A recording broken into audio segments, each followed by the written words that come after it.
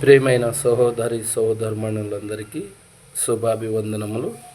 ప్రియులారా, మరి నేను ఒక ఎపిసోడ్ మాట్లాడాను, మరి త్రిత్వంలో ఏకత్వం అనే దాని గురించి. మరి ఎంతమంది చూశారో, మరి చూసిన చూడని సహోదరులందరికీ శుభాభివందనాలు. ప్రియులారా, మనం కొన్ని మాటలు మాట్లాడుకుందాము. మరి మత్తయి సువార్త 28వ అధ్యాయము 17వ వచనం. మత్తయి సువార్త 28వ అధ్యాయము 17వ వచనం. 28:17. వారు ఆయనను చూచి ఆయనకు మొక్కిరి గాని కొందరు సందేహించిరి. అయితే యేసు వారి యొద్దకు వచ్చి, పరలోకమందును భూమి మీద నాకు సర్వాధికారం ఇవ్వబడి ఉందంట. ప్రియులారా, యేసుక్రీస్తు ప్రభుకి భూమి యందు పరలోకమందు సర్వాధికారము ఇవ్వబడి ఉంది. మరి ఆయన సర్వాధికారం ఇవ్వబడినందుకే కదా ఆయన కూడా సర్వాధికారి అయ్యాడు. తండ్రి ఇచ్చాడు అనుకుందాం, మరి ఆయన కూడా సరే. మనము ఇప్పుడు కుమారుడు తండ్రి, మరి ఉదాహరణకు తండ్రిలాగా కుమారుడు కూడా చాలా మంచివాడయ్యా. మరి తండ్రి ఎలాంటి మంచి మనిషి, మరి కుమారుడు కూడా అలాగే అన్నప్పుడు మరి ఒక రాజుకు పుట్టిన కుమారుడు రాజే అవుతాడు కదా. అలాగే ఇక్కడ ఏమంటున్నాడు, పరలోకమందు భూమి మీద నాకు సర్వాధికారం ఇవ్వబడిందని యేసుక్రీస్తు ప్రభువే అంటున్నాడు. ప్రియులారా, మత్తయి సువార్త 28వ అధ్యాయం 17వ వచనంలో.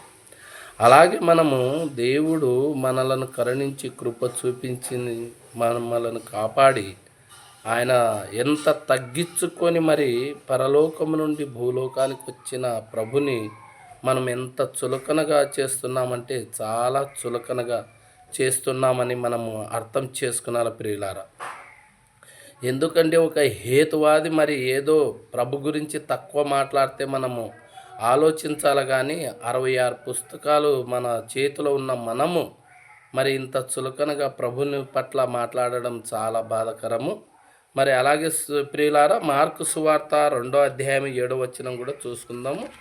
మార్కు సువార్త 2వ అధ్యాయము 7వ వచనం. మార్కు సువార్త 2వ అధ్యాయము 7వ వచనం. వారు ఇతడు ఎందుకు చెప్పుచున్నాడు, దేవదూషణ చేయుచున్నాడు కదా. ఇక్కడ ఏం మాట్లాడుతున్నారు ప్రియులారా? 2వ అధ్యాయము 7వ వచనములో మార్కు సువార్త, వారితడు ఎందుకు చెప్పుచున్నాడు, దేవదూషణ చేయుచున్నాడు కదా. దేవుడొక్కడే తప్ప పాపములను క్షమింపగలవాడెవడని తమ హృదయంలో ఆలోచించుకొనిరి. మరి పాపములు క్షమించాలంటే దేవుడు ఒక్కడే అంటున్నాడు ప్రియులారా. మరి యేసుక్రీస్తు ప్రభు ఒక్కడే దేవుడని మనకి మార్కు సువార్తలో మనం ఇంత గ్రంథాన్ని తెలిసిన మనము మోసపోయినప్పటికీ మరి పరిసయ్యులు సుంకరులు ఏమంటున్నారు, ఈయన ఎందుకు నేను పాపములను క్షమిస్తానని చెప్తున్నాడు, మరి ఆ అధికారం ఎవరికి ఉంది, దేవునికి ఒక్కనికే కదా అని చెప్తున్నారు ప్రియులారా. మరి పాపములు క్షమించింది యేసుక్రీస్తు ప్రభువా, మరి ఎవరు క్షమించారో మరి ఆలోచించాల. మరి యేసుక్రీస్తు ప్రభు దేవుడని మరి వాళ్ళకి తెలిసినప్పుడు మనము 66 పుస్తకాలు చదివిన మమ్మల్ని మరి యేసుక్రీస్తు ప్రభు దేవుడని ఎందుకు తెలుసుకోలేకపోతున్నాం, సర్వాధికారి అని ఎందుకు తెలుసుకోలేకపోతున్నామో ఆలోచించాల ప్రియులారా. మరి అదే మార్కు సువార్త 2వ అధ్యాయము 28వ వచనం చూద్దాం ప్రియులారా. మార్కు సువార్త 2వ అధ్యాయము 28వ వచనం. అందువలన మనుష్య కుమారుడు విశ్రాంతి దినమునకు ప్రభువై ఉన్నాడని వారితో చెప్పాను. మరి విశ్రాంతి దినానికి ప్రభు, మరి ఆయననే ఆరాధ్యనీయుడు, పూజనీయుడు, కరుణామయుడు, సర్వాధికారి, సర్వసృష్టికర్త. మరి ఆయననే విశ్రాంతి దినానికి ప్రభువై ఉన్నాడంట ప్రియులారా. మరి ఆలోచించాల. విశ్రాంతి దినమునకు ప్రభువై ఉన్నాడు. ఆయన ఒక్కడే పూజనీయుడు, ఆయన ఒక్కడే ఆరాధనీయుడు, ఆయనకే సమస్తము చెందాల ప్రియులారా. మరి మనం 66 పుస్తకాలు తెలిసిన మనము తెలుసుకునాలని ప్రభు పేరిట మనవి చేస్తున్నాను. మరి యోహాను సువార్త 15వ అధ్యాయం 23వ వచనం. యోహాను సువార్త 15వ అధ్యాయము 23వ వచనం. మరి ఇక్కడ యోహాను గారు ఏమేమి రాస్తున్నారో చూద్దాం ప్రియులారా. పరిశుద్ధాత్మ ద్వారా యోహాను సువార్త 15వ అధ్యాయము 23వ వచనం. నన్ను నా తండ్రిని కూడా దేశించుచున్నాడు. ఎవడును చేయని క్రియలు నేను వారి మధ్యన చేయకుండినడల వారికి పాపము లేకపోవును. ఇప్పుడైతే వారు నన్ను నా తండ్రిని దేశించి ఉన్నారు అంటున్నాడు ప్రియులారా. ఇక్కడ భూమి మీద యేసుక్రీస్తు ప్రభువారు ఒక్కడే ఉన్నాడు మనకు తెలుసు. అయితే యేసుక్రీస్తు ప్రభువారు ఏమంటున్నారంటే, నన్ను దేశించువాడు నా తండ్రిని కూడా దేశించుచున్నాడని ఇక్కడ మనకు స్పష్టంగా పరిశుద్ధాత్మ ద్వారా యోహాను చేత రాపించినట్లు మనం చూస్తున్నాం ప్రియులారా. మరి యేసుక్రీస్తు ప్రభుని ఎవరైతే దేశించిండారో తండ్రిని కూడా మనము దేశించిన వారమవుతాం. మరి తెలుసుకునాలి, తండ్రి గొప్పవాడు, యేసుక్రీస్తు ప్రభు చిన్నవాడు, పరిశుద్ధాత్మ దేవుడు ఇంకా చిన్నవాడంటే మీరు ఎవరికి దేశించుతున్నారు? ఇక్కడ చూడండి ప్రియులారా, యోహాను సువార్త 15వ అధ్యాయము 23వ వచనం. నన్ను దేశించువాడు నా తండ్రిని కూడా దేశించుచున్నాడు. ఎవడును చేయని క్రియలు నేను వారి మధ్యన చేయకుండానే ఎడల వారికి పాపము లేకపోవును. ఇప్పుడైతే వారు నన్నును నా తండ్రిని చూచి దేశించి ఉన్నారు అంటున్నాడు. యేసుక్రీస్తు ప్రభుని చూశామంట, తండ్రి దేవుని కూడా చూశామంట ప్రియులారా. ఇద్దరిని కూడా దేశించుచున్నామంట.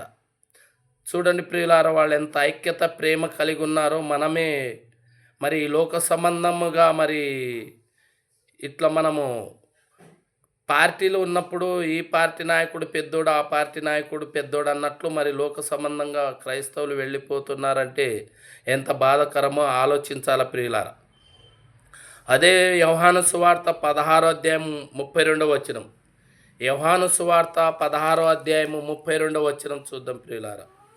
ఇదిగో మీలో ప్రతివాడు ఎవరి ఇంటికి వాడు చెదిరిపోయి నన్ను ఒంటరిగా విడిచిపెట్టు గడియ వచ్చి ఉన్నది. అయితే తండ్రి నాతో ఉన్నాడు గనక నేను ఒంటరిగా లేనంటున్నాడు ప్రియులారా.